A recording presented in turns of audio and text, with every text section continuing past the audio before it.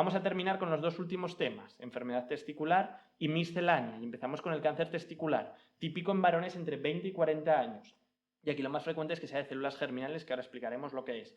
En niños pequeños y lactantes, tumor del saco vitelino. Y ojo, porque esto sí lo pueden preguntar, que es relativamente frecuente, si un paciente mayor de más de 50 años tiene una masa testicular, ahí no suele ser un tumor primario, tenemos que sospechar un linfoma.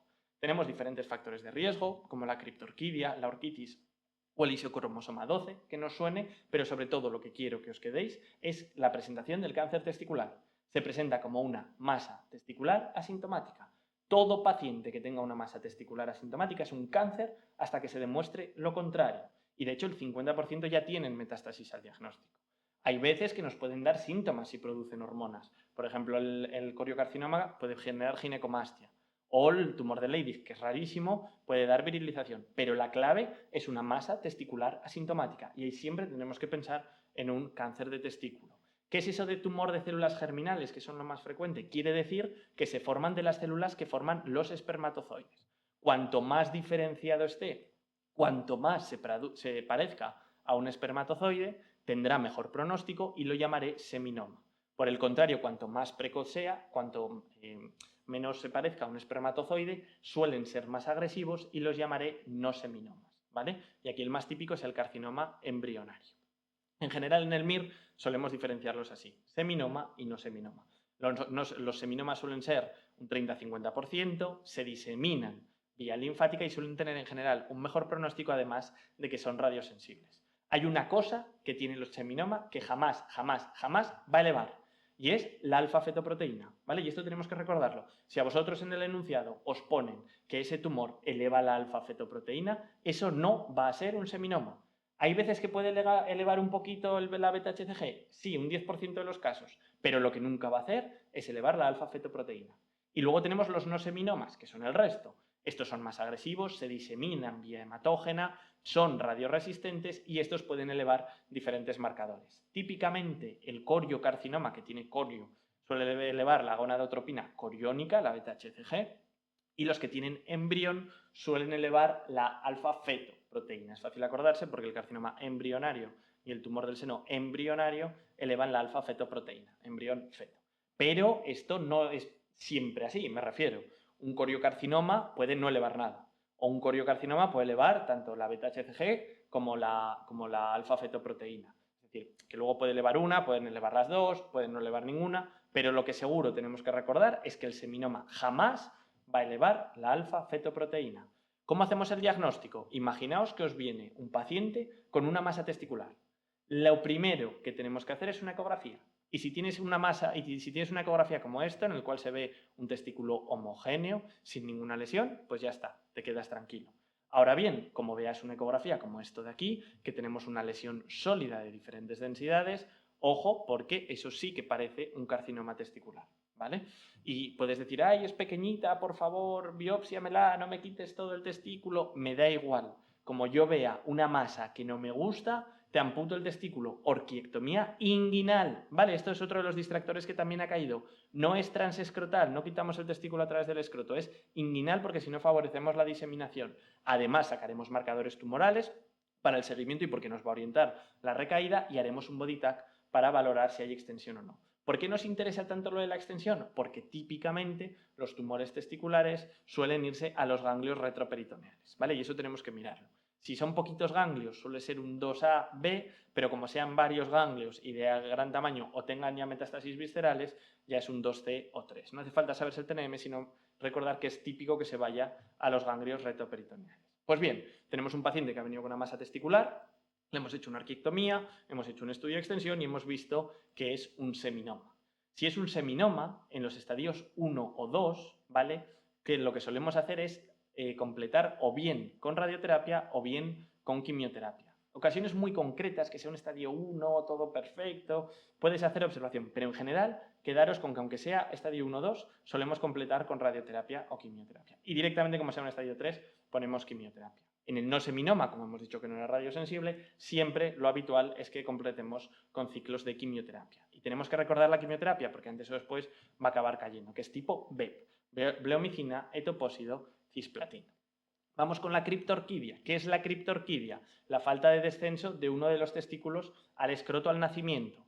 Es muy típico en el recién nacido pretérmino y lo más habitual es que sea distópico. ¿Qué quiere decir distópico? Que realmente está en el camino embriológico normal, pero que se ha quedado a medias, ¿vale? Hay veces que es ectópico, que por ejemplo puede estar a nivel femoral.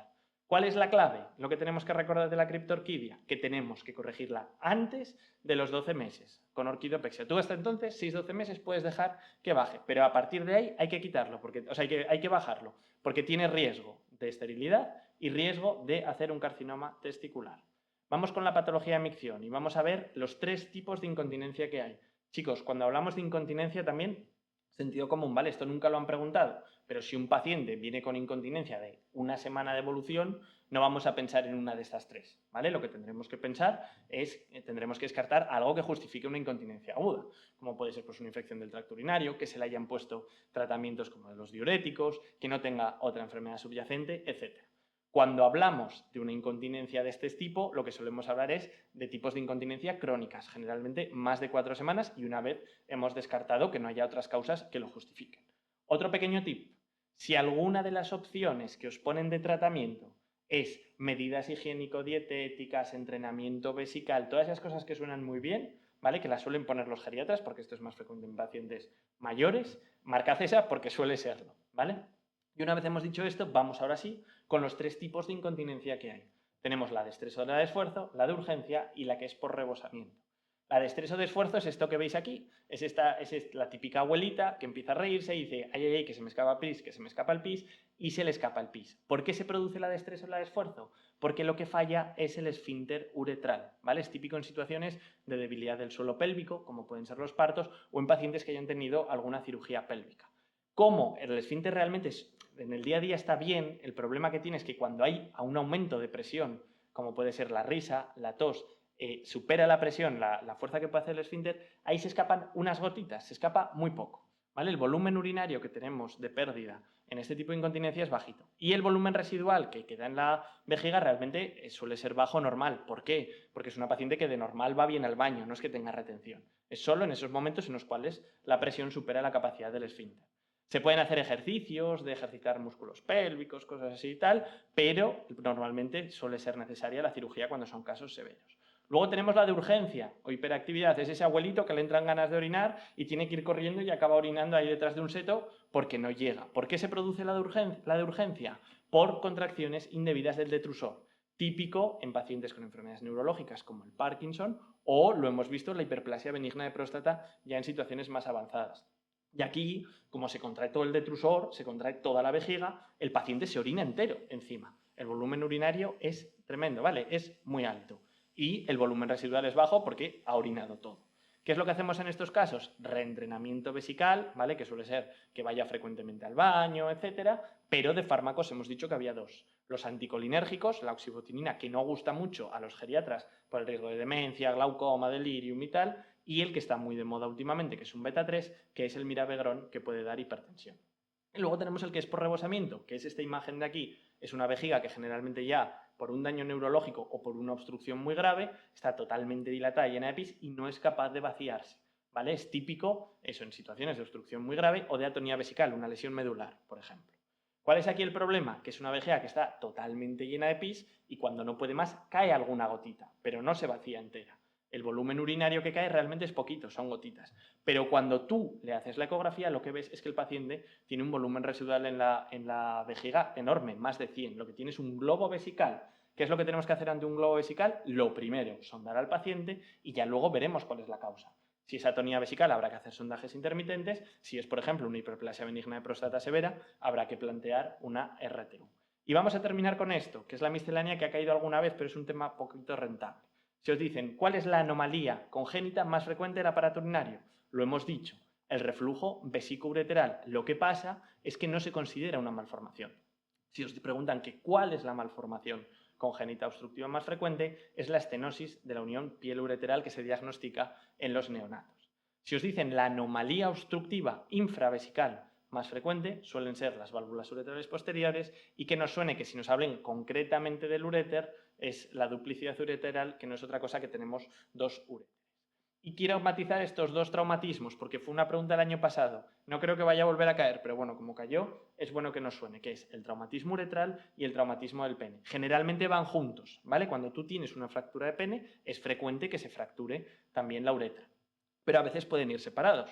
El traumatismo uretral específicamente de la uretra suele darse en fracturas de pelvis o ante un traumatismo externo. ¿Cuál es la palabra clave para pensar que una paciente o un paciente tiene una fractura de uretra? Tienes que pensar en uretrorragia, ¿vale? Si a ti te hablan de un paciente que tiene uretrorragia, es decir, no hematuria, no es que cuando orine eso está rojo, no, sino que sin orinar tú ves sangre. En el meato uretral tienes que pensar que puede tener una fractura de uretra. Y esto es una indicación quirúrgica y la clave que tenemos que recordar es que hay que evitar sondar a los pacientes porque puedes hacer un sondaje aún más traumático. Se suele hacer una punción suprapúbica. El traumatismo del pene no, el traumatismo del pene es una urgencia absoluta, ¿vale? Suele producirse, especialmente durante el coito, por una flexión brusca del pene, por intentar muchas veces posturas anatómicas para las que no estamos diseñados, y la clínica es muy típica: chasquido, dolor, hematoma y flacidez. Y esto es una urgencia quirúrgica, ¿vale? La fractura de pene hay que repararla cuanto antes. Vamos a ver alguna pregunta. Varón de 30 años que se ha confirmado ecográficamente que tiene un tumor sólido en el teste derecho. ¿Cuál es la actitud más correcta? Una vez he confirmado que hay una masa que no me gusta, directamente hago orquiectomía radical, y recordad que es inguinal, ¿vale? No es escrotal, que es lo que se equivocó mucha gente en esta pregunta. Paciente de 26 años con disnea de 15 días, tiene un nódulo en el testículo y lo que se ve es que tiene múltiples nódulos pulmonares en suelta de globos con una beta-HCG altísima. ¿Qué tumor testicular metastatiza por vía hematógena y eleva mucho la beta-HCG? Típicamente el coriocarcinoma testicular. Hombre de 17 años que viene por dolor testicular izquierdo de 10 horas de evolución súbito, con cortejo vegetativo, náuseas. Te dice que en las últimas 24 horas ha echado una pachanguita de fútbol y ha tenido actividad sexual, pero con su pareja habitual y con preservativo. El examinador te pone esto para recordarte que este paciente de aquí tiene una vida más interesante que tú como opositor MIR. Y cuando exploras ese testículo, lo que ves es que está horizontalizado, que el signo de Pren es negativo. Esto ya va en contra de la orquiepididimitis y nos dice que cuál es la actitud más apropiada. Dolor intenso de inicio súbito con un testículo horizontalizado y un signo de Pren negativo. Lo que tenemos que pensar que tiene el paciente es una torsión testicular, y esto es una urgencia. 6 horas tenemos. Hay que distorsionar el testículo y luego habrá que hacer una orquidopexia bilateral en las siguientes 24 horas. Y terminamos la parte de urología con esta pregunta aquí, que a mí me parece pura fantasía, no sé cómo alguien pudo escribir esto en el MIR, que es un hombre de 28 años que se despierta por dolor en la región genital y tumefacción del pene, que no recuerda nada de lo que ha pasado en las últimas 12 horas. Dice que han consumido mucho alcohol, drogas, y matiza, que si cocaína, anfetamina, que ha tomado también sildenafilo, que se ha inyectado alprostadil en el pene y que ahora viene con un pene flácido, con el glande que no se ve porque tiene muchísimo edema y hematoma, y que tiene restos hemáticos en el meato uretral. Aquí lo que nos están describiendo es una fractura de pene, ¿vale? No solo una fractura de pene, sino que también, como tiene restos hemáticos en el meato uretral, es una fractura de pene asociado a una fractura uretral. Y nos dicen que ¿qué no formaría parte del plan terapéutico?